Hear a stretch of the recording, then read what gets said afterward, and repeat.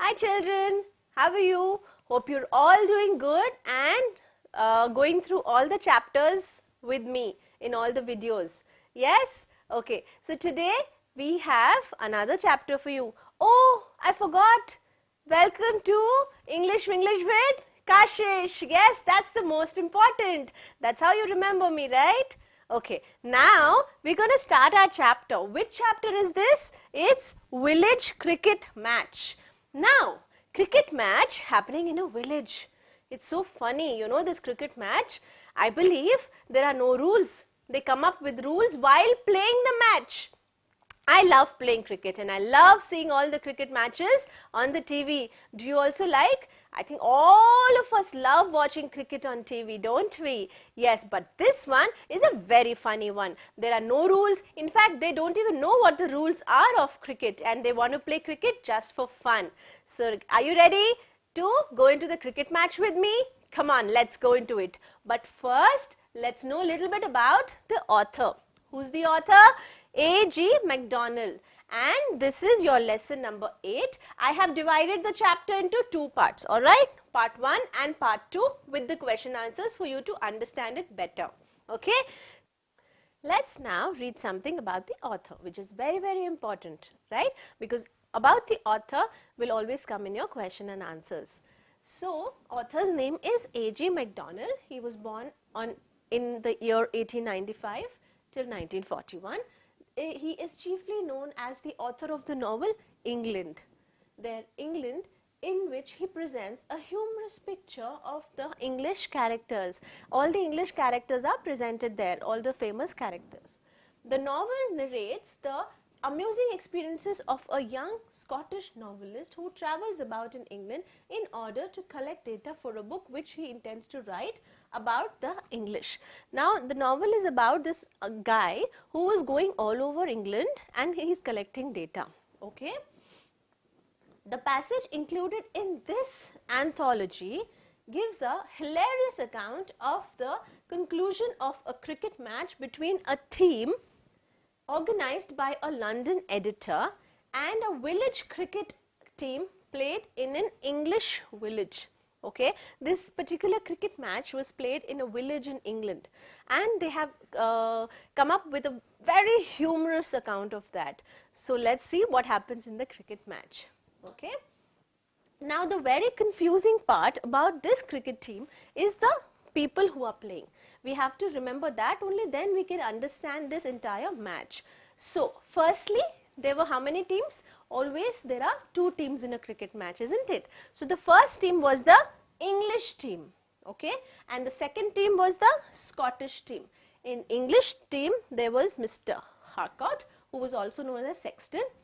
The postman, he was also the captain, the blacksmith and the baker. And in the Scottish team, there was Livington, Mr. Shakespeare Pollock, Southcott, Mr. Hedge, who was also the captain of the Scottish team, Youth in the blue jumper, he was a government employee, Major, Mr. Ogilvy, Boone, Professor of Ballistics and the wicket keeper.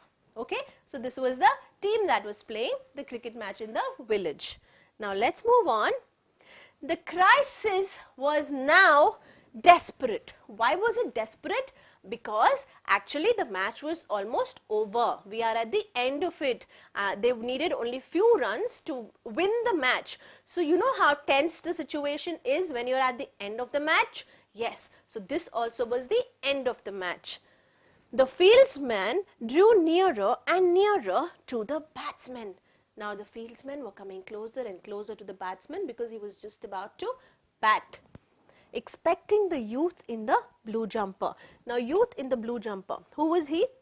Jumper is the outer garment that they wear, correct? The youth in the blue jumper and outer garment coming up to the hips, the garment that they wear, that's called a jumper. So everyone was concentrating on the youth in the blue jumper.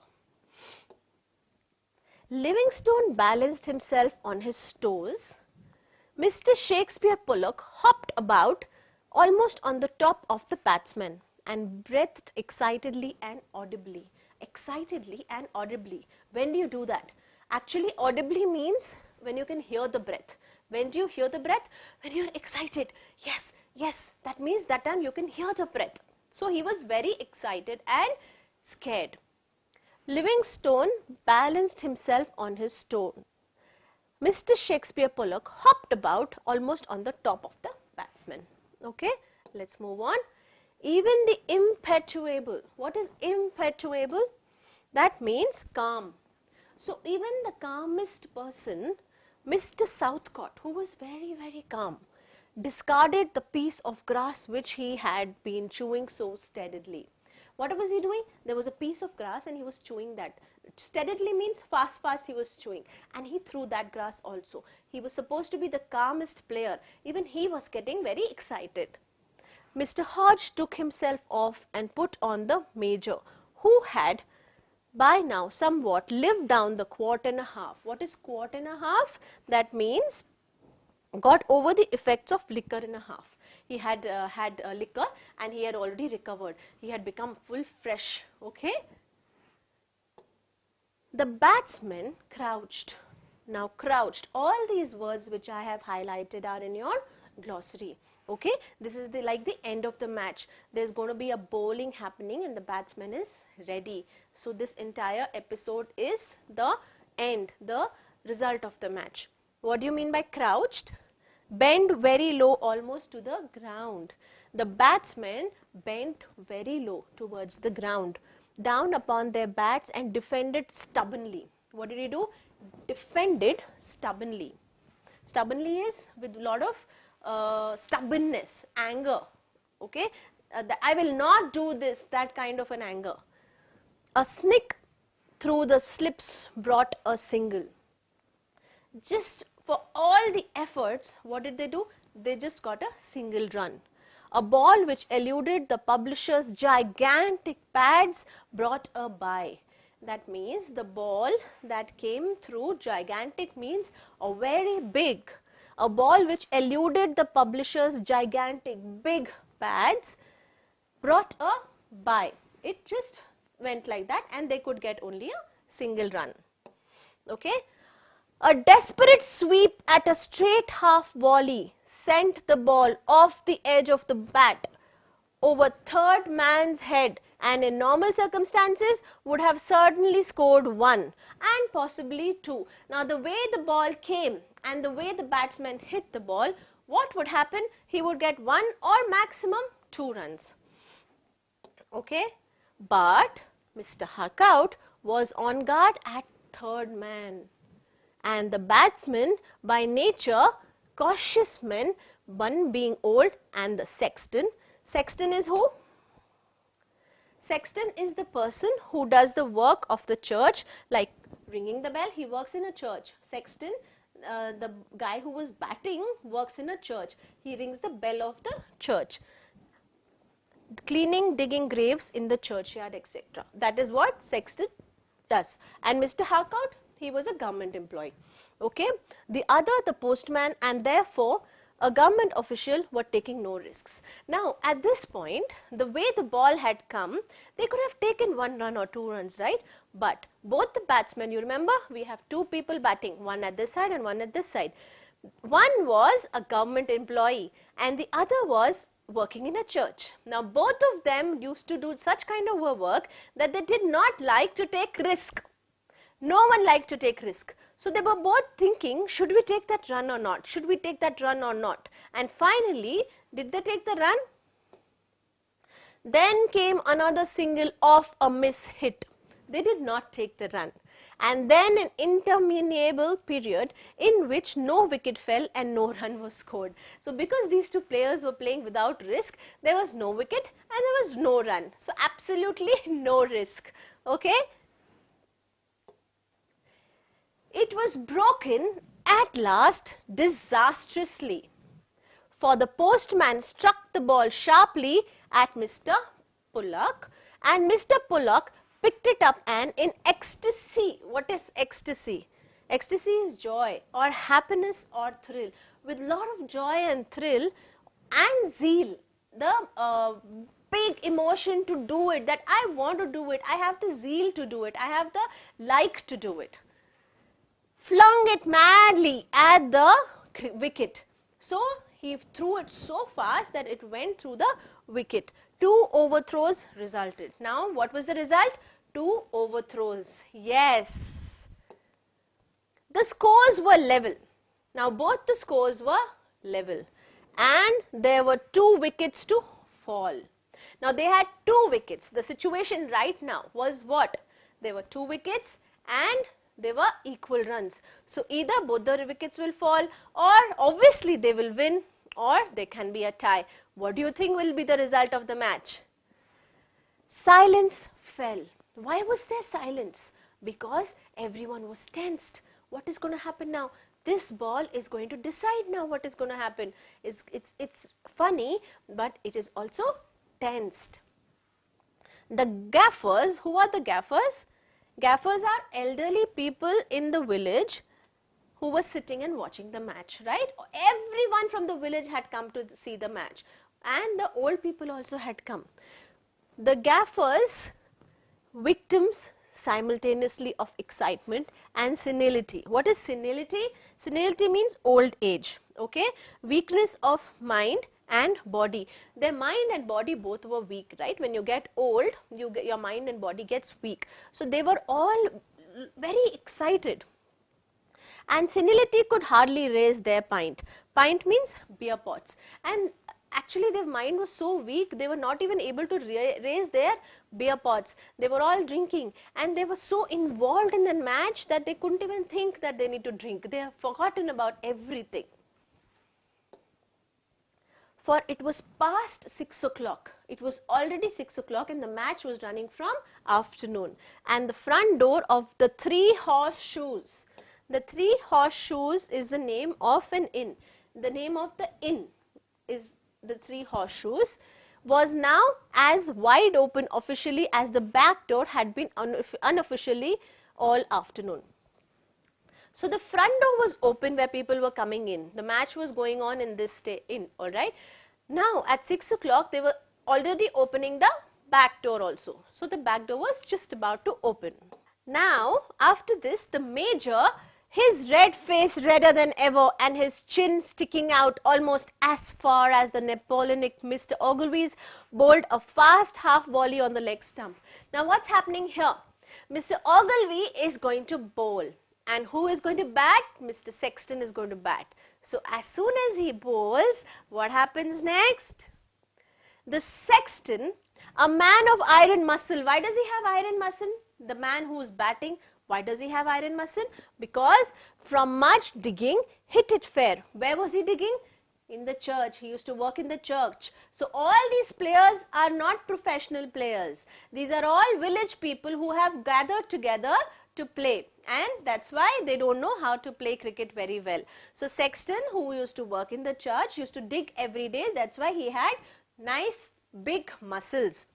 He hit it fair and square with the middle of the bat and it flashed like a thunderbolt. What's a thunderbolt? Sudden event which causes shock and anxiety. Now he hit it so fast that the ball went full up like a light of flash. Okay? Waist high.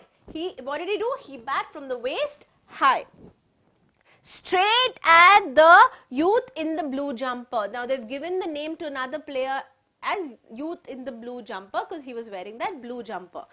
Okay. Now let's see what happens next. Now he's done the batting and the ball has gone up. With a shrill scream, the youth sprang backwards out of its way and fell over on his back. What did the youth do? As he was going back, he fell on his back there.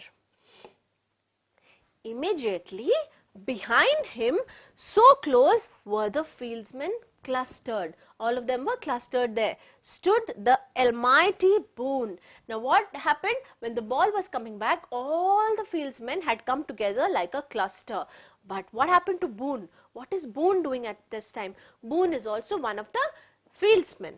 There was no chance of escape for him. There was absolutely no chance of escape for Boone. Even if he had possessed the figure and the agility to perform back somersaults, he would have lacked the time.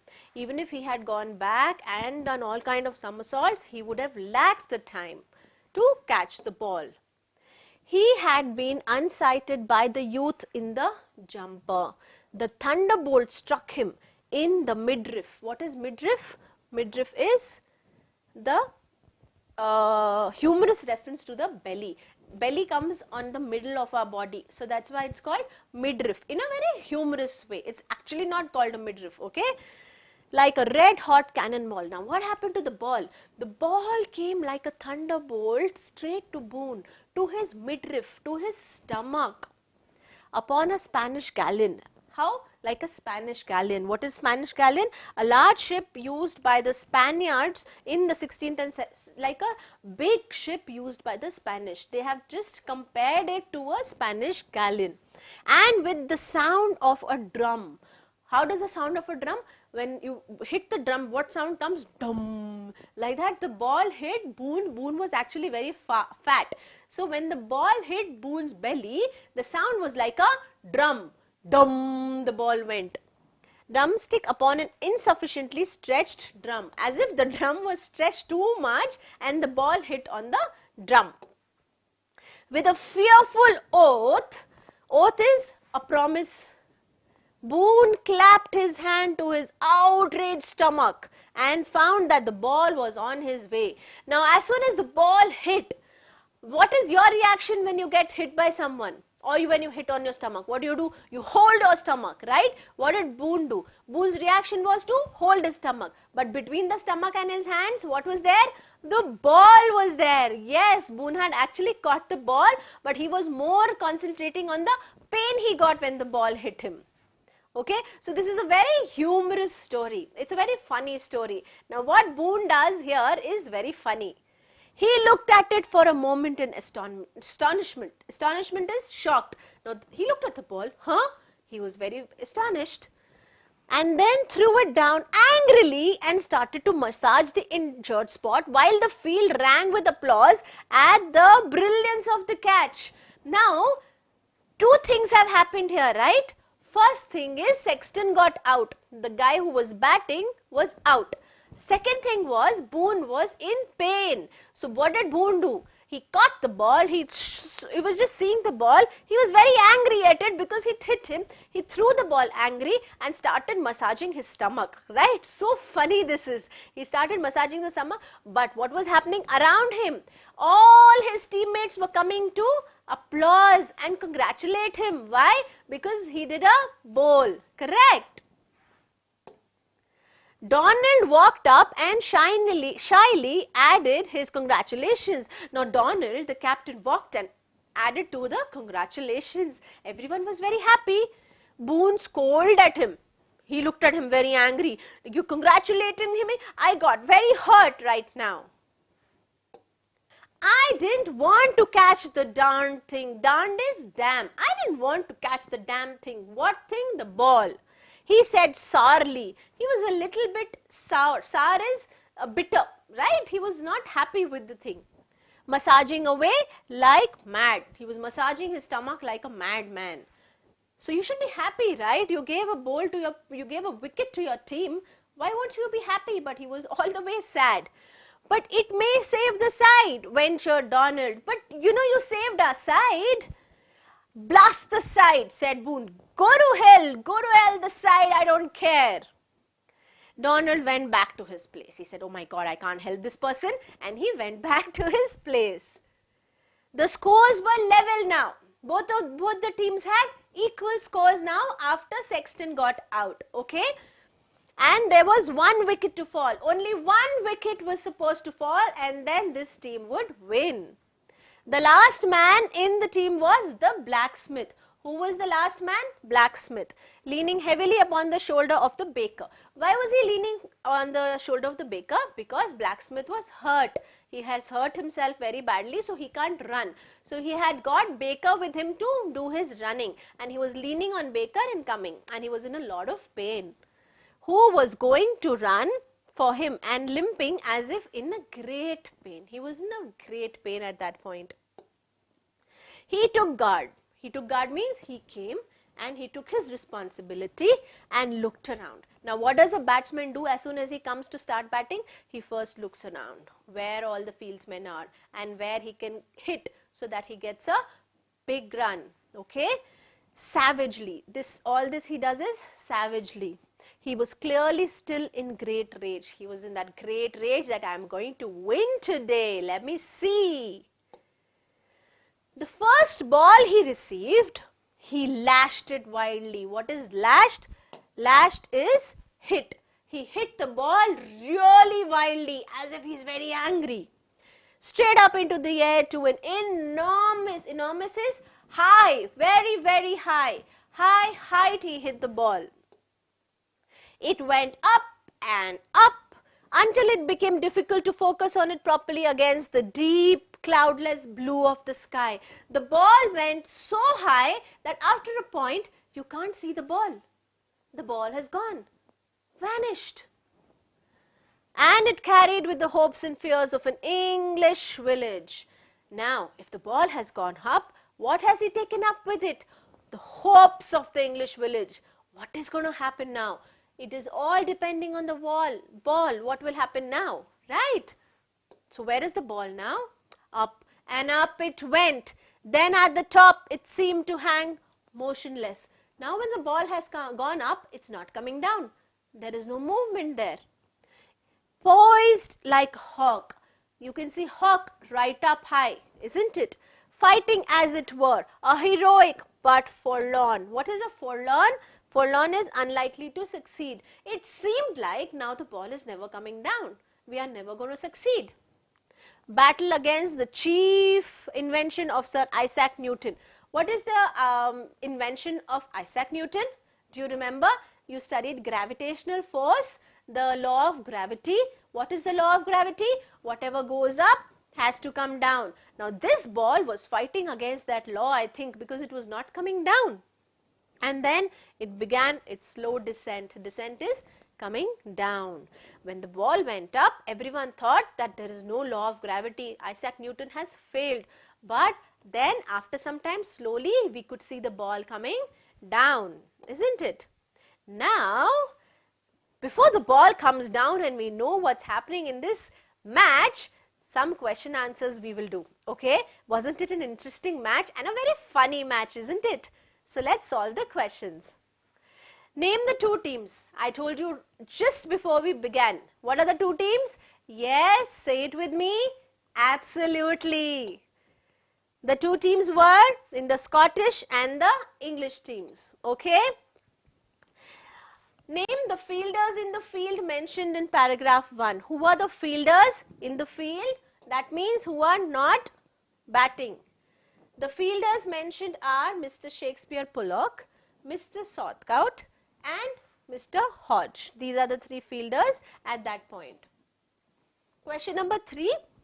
What behavior of Livingstone, Pollock and Southcote show that they are tense? What is the kind of behavior we see in the paragraph that show that they are tensed? Livingstone was balancing himself on his toes. That behavior of his body language, right, shows that he was tensed. Pollock hopped about almost onto the batsman and breathed excitedly. He was breathing excitedly. Southcote was chewing steadily on some piece of grass. So all these three people, what they were doing, their actions show her how tensed they are. You should remember the players' names, okay? What is the humorous reference to the major in the first paragraph? In the first paragraph, what is the humorous expression? The humorous reference is to the major is that he had already downed a quart and a half of drinks. It looked like he had already drank a liter and a half of drinks. Okay. Question 5. Why didn't Sexton and the postman take a run when it was possible? What happened? Why didn't they take a run when they could have taken a run? The sexton was old. Who was old? Sexton, who was batting. Therefore, was of cautious nature. Therefore, when you get old, everything that you do, you think so many times. And the postman was a government official. He used to work in a government office who did not take any risk. So basically government officials are very, very scared to take any risk. So these two players were such that they did not take risk. Therefore, they both did not take a run when it was possible. Question number 6 again. What does the writer take a dig on the government officials? What does the writer here say about government officials? So remember, it's a very humorous story. Everything is related to humor, okay? So why does the writer say government officials cannot take risk? The writer mocks at the government officials that they never do any work, citing the reason of not wanting to take any risks, okay? They do not want to take any risks. Question number 7, the A part of it. The ball struck powerfully by the sexton went straight and hit Boone's stomach. What comparison does the writer make here? I hope you remember. The writer compares the ball striking powerfully and hitting Boone's stomach as a thunderbolt. How? As a thunderbolt. The thunder strike that comes when it's raining? Yes, like that. Striking him in the midriff, the stomach, like a red hot cannonball upon a Spanish galleon. It's like a red hot cannonball in a fight, in that you see, you know, that gola, like that it's coming on a Spanish galleon, on the ship that Spanish used to ride. They have said like that, they have compared the entire scenario like that. What is humorous about the comparison? Why is it funny? Why do you find it funny? Tell me. Comparing a red cricket ball to the red hot cannonball is very humorous. Now the comparison here is very humorous. Imagine the red ball coming to you and like a cannonball. Why was Boone angry after catching the ball? Why was Boone angry? He should be happy, isn't it? He gave a wicket to his team. So why was he angry? Boone was angry even after catching the ball because it had hit where? It had hit his midriff very hard, causing a great pain. You know, you've seen the cricket ball? The cricket ball is so heavy. It's actually very heavy. So when it hits you, you can have a lot of pain. That's why they tell the small babies not to play with the cricket ball. So question 9A, what is the chief invention of Sir Isaac Newton referred here? You know what is the invention done by Sir Isaac Newton? The chief invention of Sir Isaac Newton referred to here is the theory of gravity. Theory of gravity is whatever goes up comes down. Whatever thing you throw up will come down eventually. Okay? So with this question, we finish the part 1 of the chapter. Please read the chapter, write down all the teams in your notebook and then read the chapter with me. It will get very confusing for you. Always have your teams with you and then do the reading with me. I will see you back in the part 2 of the chapter. Till then, revise the part 1 thoroughly. There are review questions after this. Solve them. I'll see you back in the part 2 of the chapter. Bye-bye.